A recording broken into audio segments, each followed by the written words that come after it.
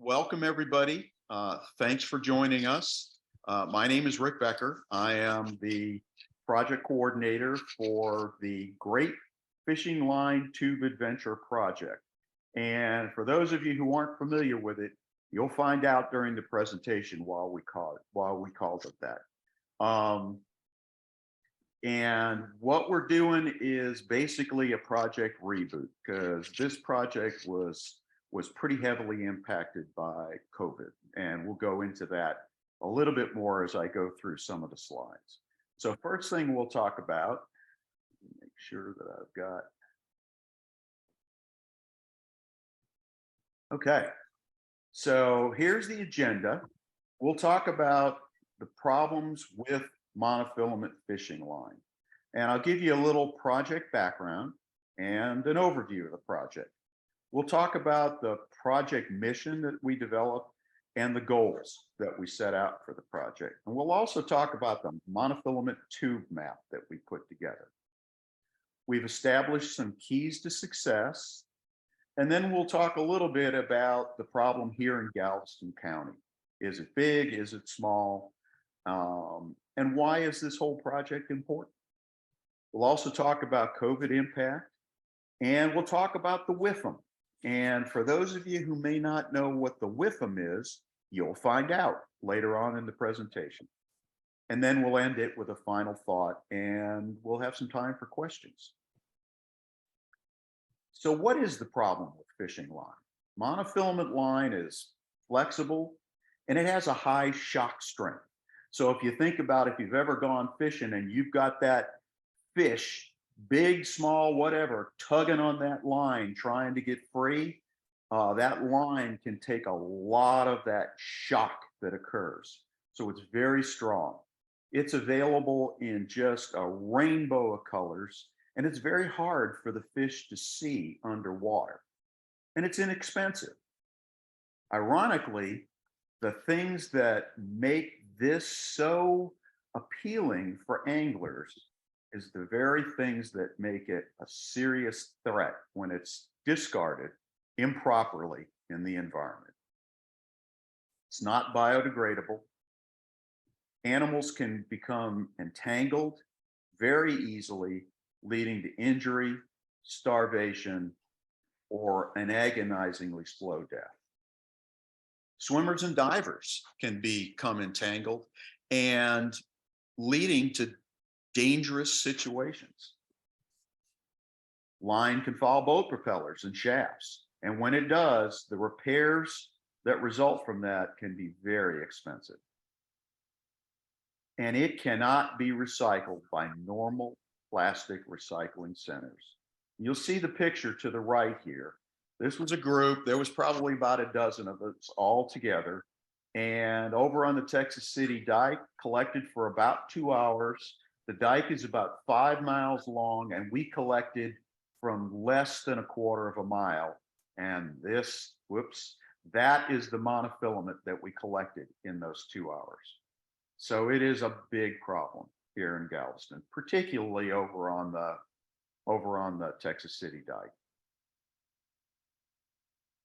So why not just bag it and throw it away? I've gone and I've met with quite a few organizations and made presentations to quite a few organizations. And I'll usually ask people, what do you do with your fishing line? And they'll say, well, you know, when I strip the line off my reel, I'll wad it up in a ball, I'll tie it up very securely in a plastic bag, and I'll either put it in recycling, plastic recycling, or I'll throw it away in the trash. Well, it cannot be recycled. And if it's put in the plastic recycling that you may take to your recycling center, they will remove it and they will throw it away in the garbage. So it'll end up in a landfill because it will end up gumming up the equipment in a typical recycling center. And if it goes to a landfill, it can still end up back in the environment. We look at these two pictures. These are from two different landfills, and you can see that there are thousands and thousands of birds that are constantly swarming around these landfills. They're looking for a free meal. And they're also, during nesting season, they're looking for nesting materials. And what looks better than a big ball of monofilament line? And they can take that, take it back out into the environment, use it for nesting material, and it can end up killing the birds in the nest because they'll get entangled, but it gets back into the environment again. So let me give you a project overview for this particular project. The Monofilament Recovery and Recycling Program, this was initially originated in Florida in 1999. And they have monofilament recycling tubes scattered throughout the state. In 2004, John O'Connell, who's a Sea Grant extension agent like Julie, volunteered to work with some fourth grade students who had been down on the beaches in Mustang Island and Port Aransas on the jetties, and there was just fishing line everywhere. So John worked with this fourth grade group, and it resulted in the first fishing line recycling tube in Texas and started the Texas Monofilament Recovery and Recycling Program that's monitored by John O'Connell. By June 2018, there were 257 tubes registered in Texas, but only 14 of them were listed on the website as being located in Galveston County. Now, any of us who have done Turtle Patrol, or if you've driven around Galveston County and gone to some of the parks that are around there, you can pretty much tell pretty quickly that there are more than 14 tubes in Galveston County. So we realized there was an issue here. And so the Galveston Bay Area chapter put together a leadership team, and we started looking at this issue. And we found that only a small subset of the tubes were actually listed for Galveston County, officially listed. There was no apparent local coordination or local oversight that we could find. Many of the tubes had been abandoned. So you'd have church groups, you'd have civic groups, you'd have Boy Scouts or Cub Scouts that put these tubes up in their local areas as a project. And as always happens, people move away, priorities change. And for the Boy Scouts and Cub Scouts, they grow up and they move away, go to college, get jobs. And so a lot of these tubes had obviously been abandoned. And there didn't appear to be any long-term plan to sustain the effort. So the team was formed and a project was initiated to address these issues. We divided up Galveston County into multiple sections, probably about a half a dozen or more sections. And we put together teams that fanned out across Galveston County to find every tube they could find in the county, record their position, where they were located, and record their condition.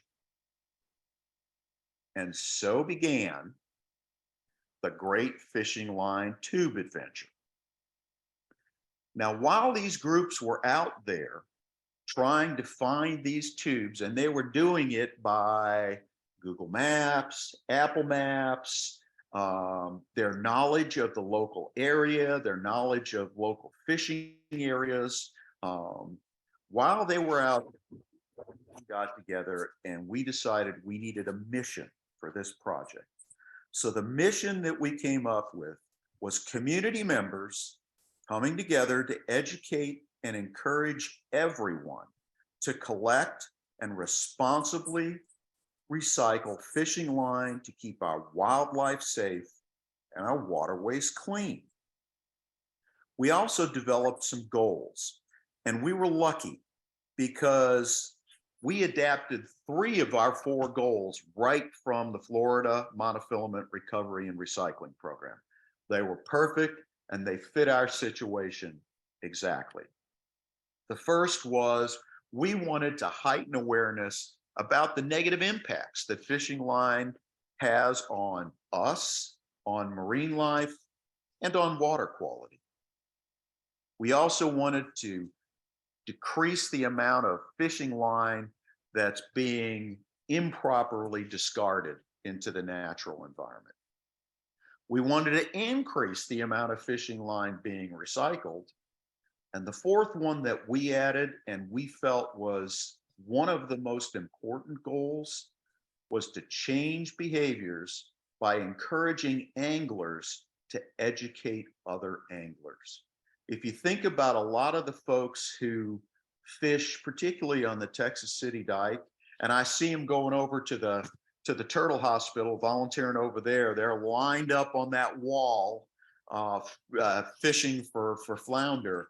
A lot of these folks that are fishing there, they're subsistence fishing. They're trying to feed their families. So this is not high on their list of priorities, but if they understand why it's important, they are more than willing to help out. So you look up in the right-hand corner and you'll see where's Waldo and where in the world is Carmen Sandiego. This project to find these tubes was kind of like both of those put together. They were everywhere. We had one over on the west end that had been close to the beach by one of the pocket parks, but over the years, the dunes and the coppice mounds had migrated forward. So it was, 25 feet back in the dunes. Wasn't doing much good back there. We had two of them over on the Texas City Dike that we found that someone had come along with a saw and sawed the top of them off, and they were using them for fishing rod holders when they were so there was a bunch of them scattered all over. Our teams located over 100 tubes in the Galveston County area. They were GPS mapped, tube conditions were described, they were all photographed, they were numbered, and they were added to Google Maps thanks to Chuck Snyder. And you'll see a picture of the Google map down below here. And those are all sites on that Google map where we have fishing tubes located. We created an interactive map that's available on Texas Master Naturalist's website. And if you go to the website and look at the pull down tab that says, what do we do? Click on that and you'll be able to go in and see the monofilament tube project. You click on that, a lot of information about the project and a link to this particular map. And what's cool about this is if you link to it on your cell phone and you want to find out where one of these tubes are, you just click on it. It opens up Google Maps and it will lead you right to that tube from wherever you are. So it's pretty cool. We also had no clue once we found these 100 tubes, who do they belong to? Is anybody monitoring them? We had no idea. So we put together this little two-sided card, and it's basically introducing us and saying, if you're reading this, you're probably the person who's monitoring this too. So please contact us and let us know. We sealed it in a little plastic baggie and we deposited it in each one of these 100 tubes. Well, 43 of them we found out were being monitored by Turtle Island Restoration Network, which is great. So we talked to Joni at Turn, and we added all of their tubes to this map as well. So people can map out their tubes and find them when they need to. So what are our keys to success? Now that we've mapped all this out, how are we going to make sure that this project was going to be successful? Well, first thing is we needed volunteers committed to making a difference. Every one of these tubes that we had found that either had been abandoned or some of them we ended up adding because they were at a location where it needed a tube. All of these tubes had volunteers, Texas Master Naturalists assigned to them so they could collect all of that fishing line from these tubes. We also needed to have a recognizable logo and a high visibility t-shirt. Well, if you look in the upper right-hand corner, that is our monofilament recycled fishing line logo. And that's on a sticker. It's also on our volunteer shirts. And you can see the volunteer team of the folks who were the people who were either leaders, project leaders, or people who went out and collected the line. And the leadership team insisted that I pick the color of the t-shirt. And it's never a good idea to have the colorblind guy pick the color of the t-shirt. So I just went to my t-shirt provider and I said, Jesse, give me the brightest color that you've got. And so these are very bright. And I think the official name for this t-shirt is, if you wear it, you can be seen from the International Space Station yellow. So it is a very bright t-shirt. We developed compelling and eye-catching outreach tools. So when we would go to various events like Ocean Day and Earth Day, and a lot of the events that we went to, we had a banner that we bring along. We had some materials that we would bring along, brochures. We would bring along a tablecloth that would fit over the table that highlighted our project. So a lot of really eye-catching outreach tools. We developed data collection forms, spreadsheets, and procedures. And we developed a lot of procedures to make sure that this would be sustainable, even if we weren't here and other people were running this project. We also put together a fast start kit. And that was every one of these forms, spreadsheets, documents, the PDFs for the banner and the tablecloth. Everything was put together in a binder or electronic form to make it available to other groups or organizations that wanted to start their own monofilament line collection. We created a Facebook page, and then we added the tab on the Texas Master Naturalist page that described our project and had the link to the tube map. We went to fishing tournaments. We went to a lot of different events and had booths and tried to really engage anglers and the community and explain our project, why it was important. We developed a diaper excluder device. Now you may wonder, why did you call it that?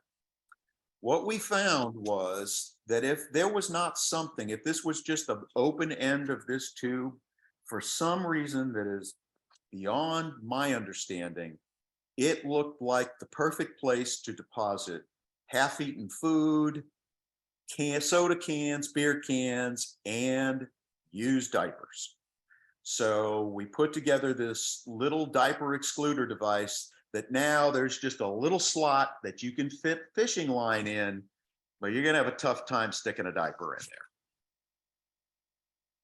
We also worked with the Berkeley Conservation Institute, and I'm gonna talk a little bit more about them in the next slide.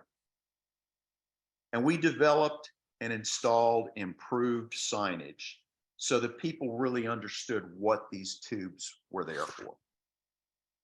So let's talk a little bit about Berkeley. Berkeley is an arm of Berkeley Fishing Tackle. They've been doing this since 1990, and they have recycled more than 9 million miles worth of fishing line. That is equivalent to the line that would stretch to the moon and back 18 times. That was as of 2017. In the 5 or 6 years since then, they have probably doubled that number. There are retailers and marinas around the United States that have provided their support by displaying over 17,000 of these recycling collection bins. And what's even better about Berkeley is all you have to do is call them. I need some boxes. That if you could send me some boxes that I could pack our recyclable line in, we'll send it to you. They will send you boxes. They are already post-paid, and all you have to do is stuff them full of line as much as you can, seal them up, put a return address on it, and UPS will take it and deliver it to Berkeley at their, it's their nickel, it's paying for that. So they're really doing a tremendous service. So what do they use this for? Once we send it to them, they use that fishing line, they recycle it, and then it's used to make things like fish habitats, tackle boxes, line spools, park benches, and even toys. So for those of you who do fish, definitely use Berkeley products because they are really performing an amazing service for the public. We also had signs that were already on some of these tubes. They were produced by Sea Grant. There's absolutely nothing wrong with them. They say, keep our waterways tangle-free, recycle your fishing line responsibly. That is a great message as long as you can read English. If you can't, this sign is meaningless. And maybe that's a clue for why people thought these things were great repositories for dirty diapers. We designed a new sign. We put that message out in 4 separate languages: English, Spanish, Vietnamese, and Mandarin Chinese. Even if you can't read any of those languages, we also put together 3 pictures. One is, and of course, we hired a very expensive hand model for this. His hand just happens to look like mine. And a hand with a wad of fishing line, a tube, and that hand putting the fishing line in the tube. So clear what these tubes are to be used for. It also says no trash in 4 different languages. And then all of our sponsors and partners that were initially part of this project when we started it in 2019 are listed below. So how big is this problem really in Galveston County? So you saw the picture of what was collected over at the Texas City Dike. This is about a football-sized ball of monofilament line, and it weighs less than 0.2 of an ounce. That's all it weighs. You've already seen this picture. This was collected in 2 hours and only in less than 1/4 mile of the Texas City Dike. And remember, that dike is 5 miles long. This was collected in 2 hours in December of 2017, 24 volunteers, 58.5 pounds collected at 11 locations. That is an amazing amount that was collected. Here you see Maureen and Stenny kneeling next to a whole bunch of bags of lines that we had, fishing line that we had, getting ready to box it up and send it off to Berkeley in order to be recycled. And here you see a fishing line cleaning event. These were a blast. They were a lot of fun. We'd all get together. We'd set up a couple of tables outside the back of Carbide. And it was just a great opportunity to get together, to socialize with one another, while we're cleaning up this fishing line and getting ready to recycle. So why is this important? What you're seeing here are pictures from Galveston Island. I believe this was 2018, might have been 2017. This little girl was found over on Jamaica Beach. She had stranded herself. And there was fishing line wrapped around her neck and flippers, and it had got entangled in the top of a plastic trash bin that had gotten blown out into the Gulf of Mexico. And this poor little thing was dragging that thing around until she just couldn't do it anymore and she stranded. Luckily, she was found and it was removed, and she was eventually released again into the Gulf. 2 days later, this little girl was found. She had fishing line just almost cutting into her neck. You can see all the stuff she was dragging around. That's rope, that's balloons, it's seaweed, it's a huge branch that this poor thing was dragging around for I don't know how long until she finally stranded. She was found. Again, happy ending. She was eventually released back into the Gulf. These were not happy endings.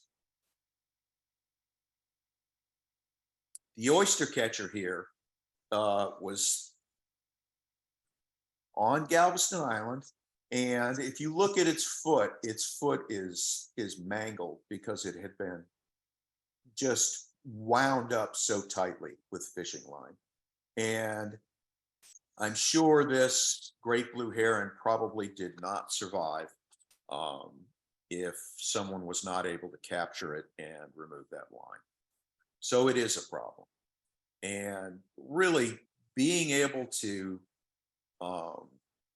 get this out of the environment so it doesn't entangle these poor creatures is just paramount.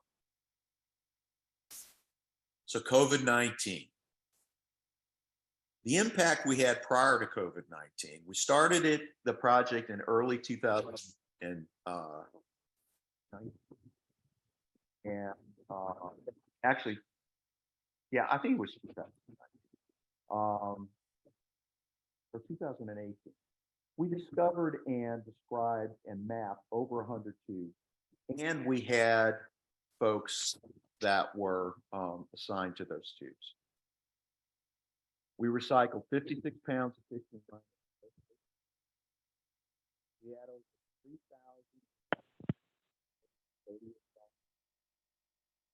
put together a Facebook site.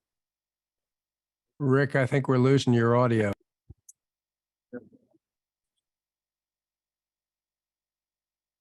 How's this? Can you hear me now?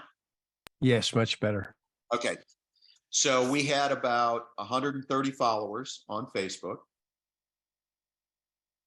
We presented the project at the Texas Master Naturalist Convention and got the Project of the Year.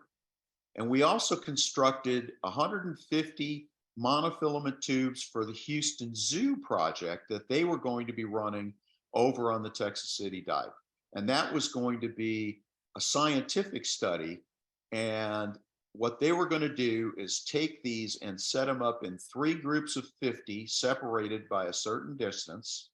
The first group was going to be put out with no signage and no one going around and talking to fishermen. The second group was going to have signage, and the third group was going to have signage and people going and talking to fishermen. And then they were going to look at the amount that was collected and try to statistically determine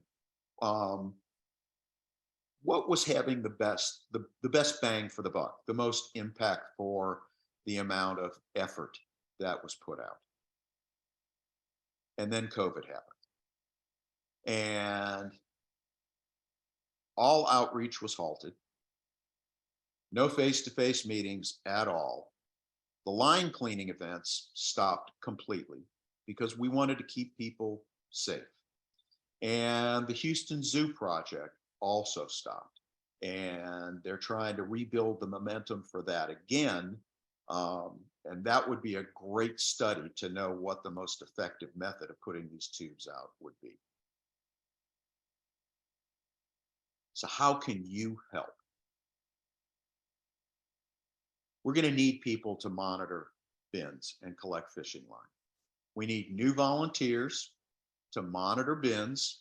Some of our volunteers, their circumstances have changed, and so we're going to need to replace those people. Also, if the project that the Houston Zoo is putting together can start to build momentum again, then those tubes are all going to be installed on the Texas City Dike, and we are going to be the ones who provide the people to monitor those. So there's going to be a lot of work that needs to be done. We also need people to participate on the leadership team. Some of us have been doing this for a few years. It'll give you the opportunity to help guide and sustain this project, because we're not going to be able to, the current leadership team, which is myself, Chuck Snyder, Stenny Metters, Sandy Parker, and Maureen Nolan Wild, we're not going to be able to continue doing this forever. So we're going to need other people to kind of step up and kind of take the reins of some of these different parts of the project. We want to start to reinitiate outreach again. Earth Day, Ocean Day, a lot of the various events that are held all around Galveston County. It would be great if we could have a booth that we could set up, and we have all the materials to be able to do that.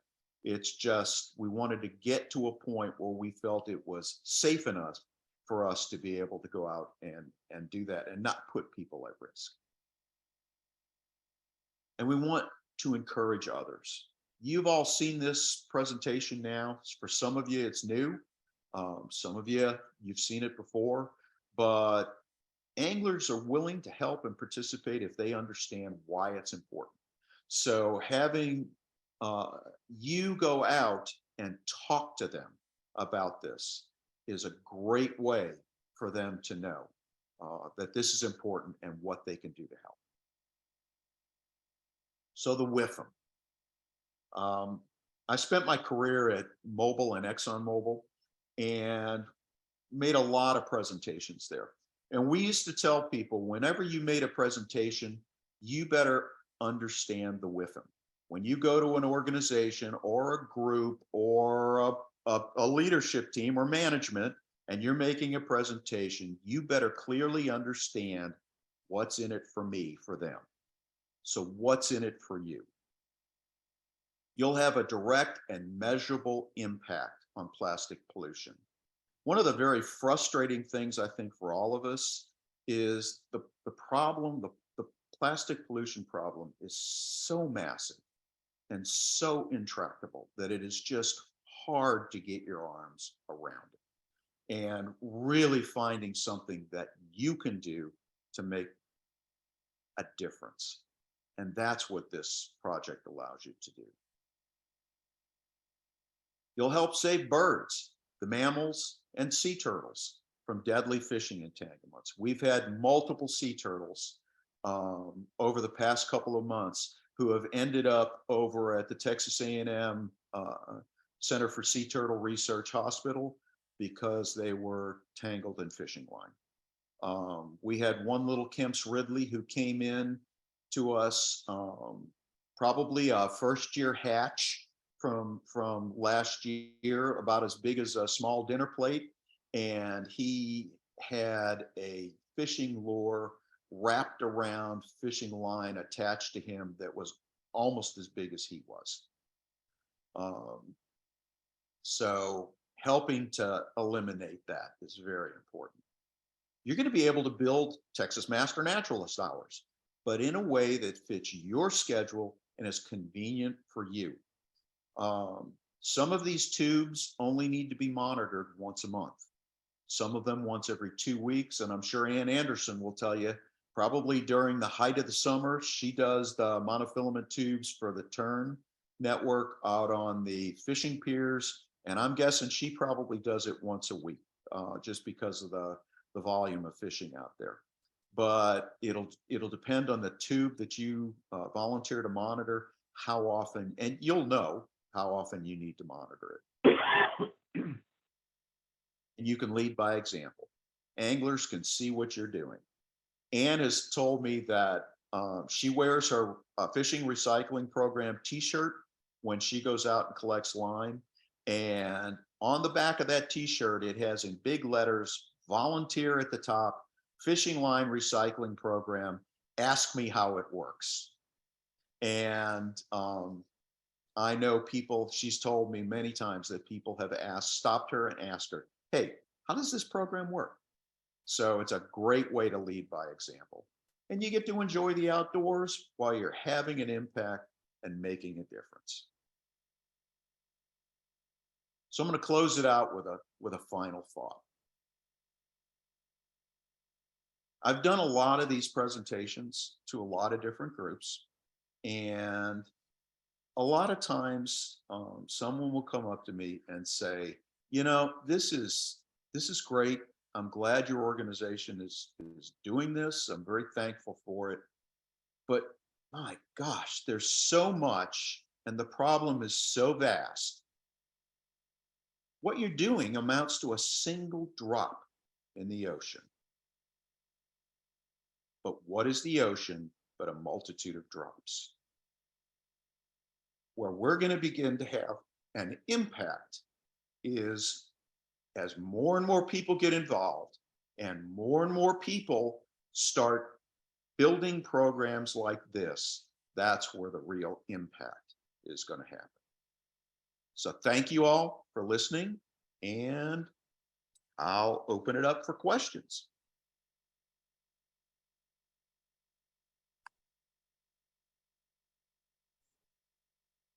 You there?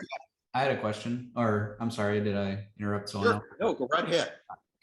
Yeah, so if we can like identify or think of areas that may not have, at least according to the map, bins, are we able to just kind of set them up? Is there some process we have to go through to do that, or is it pretty simple to? It's pretty simple, and we have a whole procedure that we developed for doing that. Because one of the things that some of these tubes, actually the tubes come in 4-inch and 6-inch. The 6-inch tubes have gotten really expensive to put together. So you're probably now talking, I would imagine, close to, with all the pieces and parts that go into the tube, probably close to $100 for one of these 6-inch tubes. We have about 18 6-inch tubes that NOAA had donated money for us and we put together. So we have tubes available. We also have some 4-inch tubes.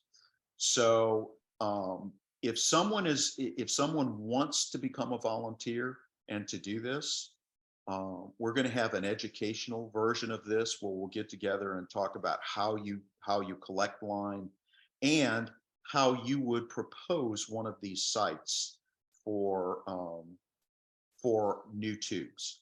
And we have a whole flow chart that we put together that kind of leads you through the process of making a decision as to whether or not a tube is right for this location or not. So absolutely, we encourage people to do that. That's wonderful, because on the Bolivar side, the Bolivar Pier is going to be constructed. Everything's gone through, and now we can start building over there. And where Rollover Pass is or was, the pier is being constructed, right? Yeah, Mitch. And so I was one of those people who got roped in and didn't know what I was doing and happy to do it. It looked like fun, but yeah, I need to be on your really trained list so I know what I'm doing.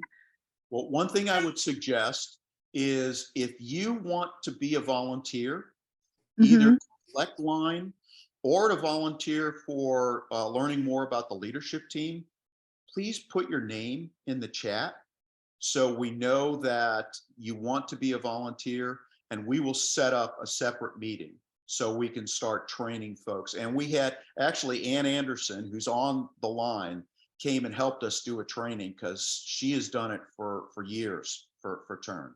So absolutely, please sign up in the chat. We'd love to have folks join us. And also, we took the tubes down over at the Texas Galveston Island State Park when they renovated the whole beach side. So we're about to put those tubes up again. So there's going to be at least 4 brand new tubes put up on the beach side over there. Mhm. Bruce Yeah, had a, Rick, go ahead, Bruce. Yeah, on that, because we had talked a couple of weeks ago about how we needed to get tubes back on the beach side at Galveston Island State Park. So I know we can recruit people who volunteer out there. And related to that, actually the volunteering, many of you know Root Choice, but Root basically handed off collecting the monofilament there on the bay side, which he's done for years. So I've taken over that, but having more volunteers is perfect. So I know we have a good pool, particularly with some of our volunteers who have been in the most recent Master Naturalist classes who like to volunteer out to State Park. So we've got a good pool of people. And what's ideal is we've got tubes all over Galveston County. So we'd like to kind of pair, if you happen to live in Clear Lake, we kind of like to pair you with tubes in Clear Lake rather than having you drive down to Jamaica Beach to look at tubes. So if we can pair people with tubes that are close to their home, that's ideal. Rick, when you mentioned Clear Lake, that does cross the Galveston County, Harris County border. Is there any intention or hope that will expand into other counties around us? That may be something that we eventually consider, but we made a decision not to expand beyond the boundaries of Galveston County. And we did that for a reason. We wanted to make absolutely sure that we had the program in solid condition here before we started pushing our boundaries out. I mean, we could push in multiple directions. We could push north, we could push certainly west and go into areas like Surfside and areas like that. But we made the conscious decision not to do that.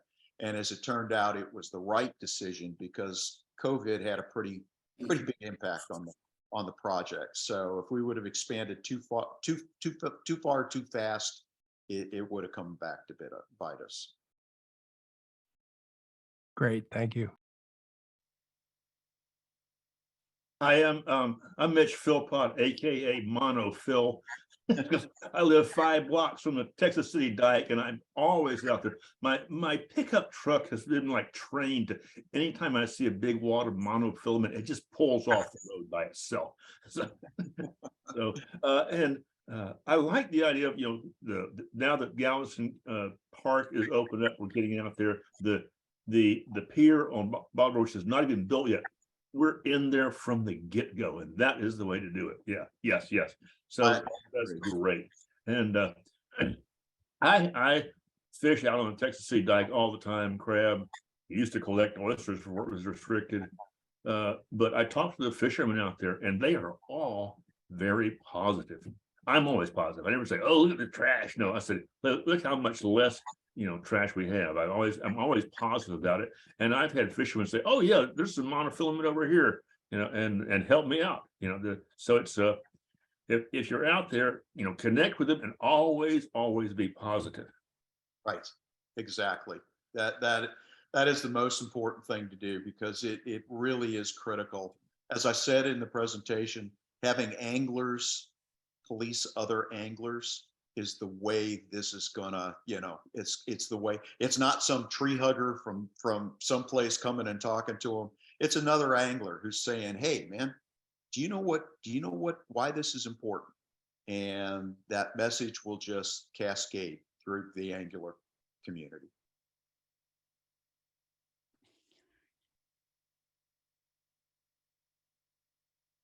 Any other questions?